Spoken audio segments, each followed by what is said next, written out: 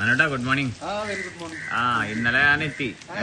അപ്പൊ മനോഹരന്റെ നന കണ്ടപ്പോ ബോഡി ബിൽഡിംഗ് മനോഹരനെ കണ്ടപ്പോ ഈ 61ാമത്തെ വയസ്സിൽ കണ്ടപ്പോ ഒന്ന് വീഡിയോ എടുക്കാന്ന് വിചാരിച്ചു.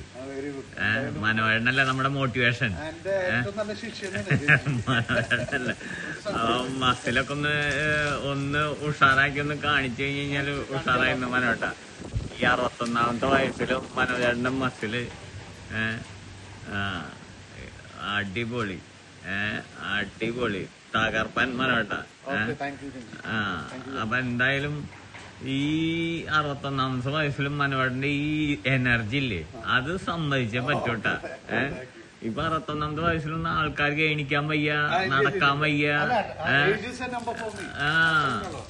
അതാണ് കാരണം വെച്ച് കഴിഞ്ഞാല് ആവശ്യമില്ലാത്ത സാധനങ്ങൾ ഹോട്ടൽ ഭക്ഷണമൊക്കെ വലിച്ചു വാരി കഴിച്ച് എന്തെങ്കിലും മനോഹരന് എന്തെങ്കിലും ഒരു ടിപ്പ് തരാനുണ്ടോ? നമ്മുടെ ആഹാരത്തിൽ എന്തെങ്കിലും ടിപ്പ് തരാൻ മനോഹരന് പറ്റുമോ?